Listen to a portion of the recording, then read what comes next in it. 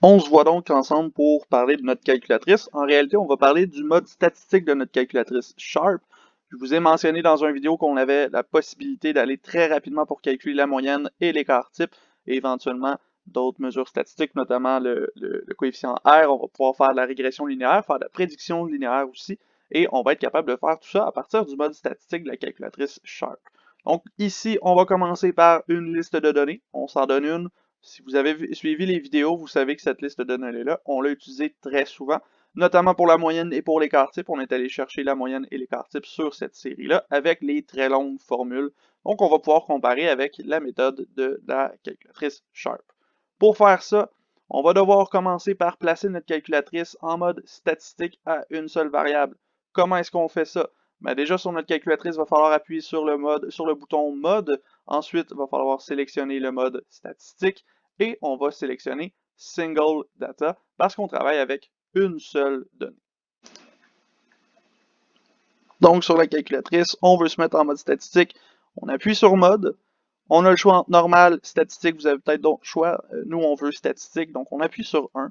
Et ensuite de ça, on nous donne plusieurs choix. Vous avez SD pour Single Data, Line pour linéaire, vous avez quadratique aussi. Donc, tout dépendamment combien de variables vous êtes en train d'utiliser, vous allez changer de mode statistique. Nous, on a une seule variable, donc on va y aller avec Single Data. On appuie sur 0. À ce moment-là, ma calculatrice est en mode statistique. Maintenant que c'est fait, il ne nous reste plus qu'à entrer chacune des données dans la calculatrice. Pour faire ça, on va prendre la valeur qui nous intéresse et on l'entre directement dans la calculatrice. Donc, par exemple, si j'avais entré 100, j'écris 100 sur ma calculatrice. Lorsque c'est fait, je veux ajouter la valeur dans la mémoire de ma calculatrice. Et pour dire ça, pour que ma calculatrice fasse ça, je dois lui dire d'ajouter ça dans Data. Donc, ce bouton-là, Data, ça se peut qu'il soit écrit M+ dessus. Ça se peut qu'il soit écrit en tout petit Data au-dessus ou en dessous. C'est sur ce bouton-là qu'on appuie pour entrer une seule donnée à la fois dans la calculatrice. On répète le même procédé pour chacune des valeurs. Donc, regardons à quoi ça ressemble. On veut rentrer des données. Nos données, on les a dans notre liste de données. Notamment, on a la donnée 100. Une fois que j'ai entré 100 dans ma calculatrice, je cherche à appuyer sur Data. Sur votre calculatrice, vous allez voir, moi ici, là, Data, il est écrit juste en dessous du bouton M+. Donc, j'appuie sur le bouton M+, et ma calculatrice m'indique que mon ensemble de données est maintenant constitué de une donnée. J'ai fait le 100, je vais faire le 99. Le 99, même principe, j'appuie sur M+, et là, mon ensemble de données tombe à 2 données. Je fais le même principe pour chacune des données, et ensuite de ça, on pourra aller chercher les statistiques sur ces données. Et voilà, mon ensemble de données contient 18 données. Ça tombe bien parce que nos données traitaient de 18 joueurs de la LNH, donc on a bel et bien rentré toutes les données. Maintenant que c'est fait, on a tout ce qu'il nous faut. Notre calculatrice est prête à nous donner nos statistiques intéressantes. Ce qui nous reste à aller chercher, c'est la touche alpha qui va nous permettre d'aller resélectionner la moyenne, l'écart type, sur l'échantillon de la population, n'importe quelle donnée statistique. Et pour ça, on doit tout simplement utiliser le bouton alpha et aller chercher ce qui nous intéresse sur le clavier. Il ne nous reste plus qu'à aller chercher maintenant dans notre calculatrice les informations statistiques. On cherche à avoir la moyenne, l'écart type et l'écart type sur la population. Pour ça, on vous a dit qu'on devait appuyer sur la touche alpha. Cette touche-là, alpha, qu'est-ce qu'elle vous donne? Elle vous donne la possibilité d'aller chercher des variables qui sont gardées en mémoire au-dessus de nos boutons. Donc, par exemple, si je vais voir le bouton 4 ici, au-dessus du bouton 4, en haut à droite, on voit X bar. Bon, c'est pas super bien écrit, mais c'est X bar qui est écrit ici. Ça veut dire que si j'appuie sur alpha et que j'appuie sur 4, ma calculatrice va me donner X bar. X bar, c'est ma moyenne, donc j'appuie sur Entrée et j'obtiens 91,33 pour la moyenne. Je peux faire la même chose avec 5. Je vais avoir SX, donc l'écart type de ma variable X. Je vais chercher SX. J'obtiens 18,49 environ pour l'écart type. Et je peux faire la même chose pour l'écart type sur la population avec le bouton 6, donc alpha 6, et j'obtiens 17,97 pour le nombre de points, l'écart type du nombre de points dans ce cas-ci. On vient de voir qu'on avait une moyenne de 91,33 points, un écart type de 18,49 points, et on a un écart type sur la population de 17,97 points. Tout ça, on l'a fait à partir de notre liste de données et du mode statistique de la calculatrice.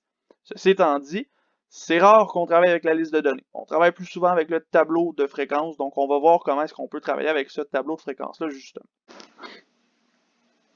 Pour pouvoir rentrer des données qui viennent d'un tableau de fréquence, avant de faire ça, en ce moment, nous, on vient de rentrer plein de données dans la calculatrice, donc il va falloir qu'on vide la mémoire de la calculatrice parce que, évidemment, si on a déjà rentré des données dans la calculatrice et qu'on en rentre des nouvelles, la calculatrice, elle va être confuse. Elle ne saura plus qu'est-ce qui se passe, puis elle va nous donner des chiffres qui n'ont pas rapport. Donc pour faire ça, on vide notre calculatrice et ensuite de ça, on pourra redonner des nouvelles données à notre calculatrice. Pour vider la calculatrice, il va falloir trouver comment activer le bouton, la fonction CA, qui veut dire Clear All sur la calculatrice. Ce bouton-là est généralement associé au bouton Mode de la calculatrice, donc il va être écrit CA en tout petit au-dessus ou en dessous, quelque chose comme ça. Et pour faire ça, ben, il faut dire à notre calculatrice qu'on utilise la deuxième fonction, donc on appuie sur le bouton Second Function, 2NDF, et on va appuyer sur CA. Donc, normalement, c'est au-dessus du bouton Mode sur notre calculatrice. Vider la mémoire, c'est assez simple, on l'a vu. Tout ce qu'on a à faire, c'est d'appuyer sur deux boutons. Donc, on veut Clear All. Clear All, c'est le CA qui est ici. Il se trouve juste au-dessus du bouton Mode. Donc, j'ai besoin d'activer la deuxième fonction. Pour faire ça, j'appuie sur Second Function et j'appuie sur Mode. Et voilà, ma calculatrice ne contient plus la moindre donnée. Donc, on peut commencer à zéro avec ceci.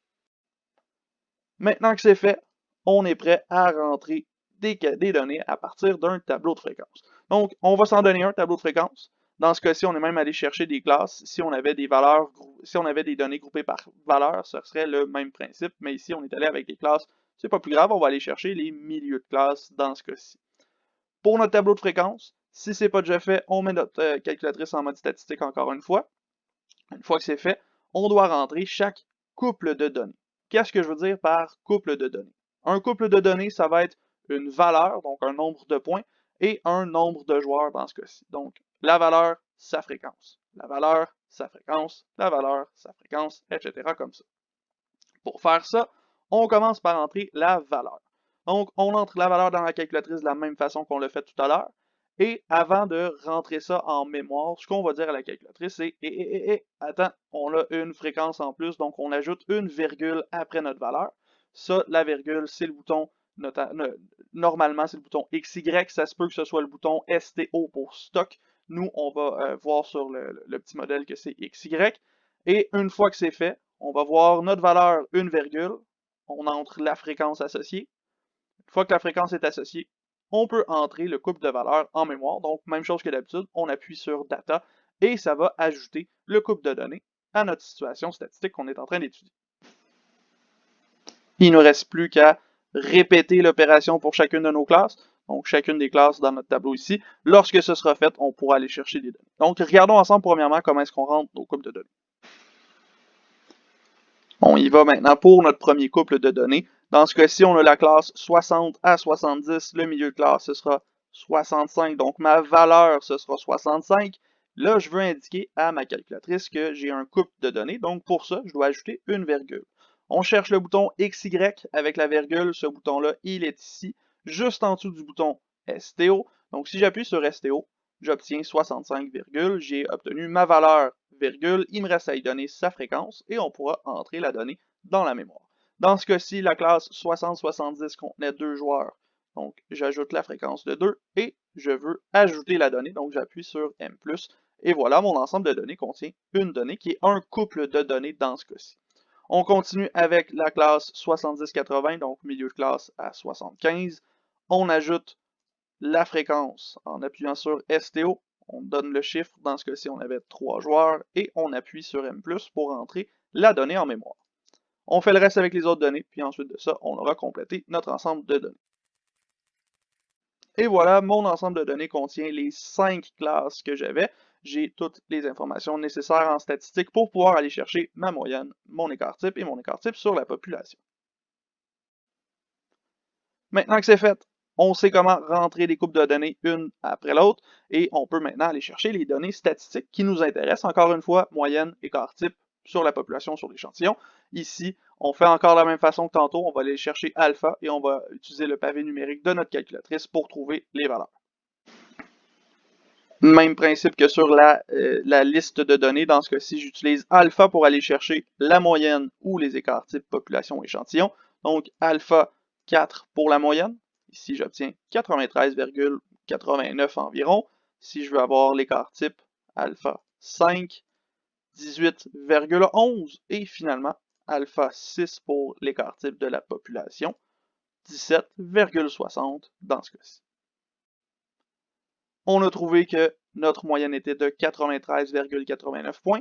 Notre échantillon, notre écart type de l'échantillon est de 18,11 points et l'écart type de la population de 17,60 points.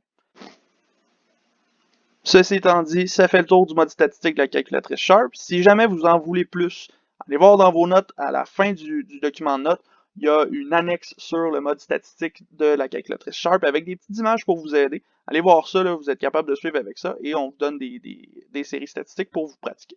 Ceci étant dit, nous on a terminé, donc on poursuit avec le reste de la matière de notre cours.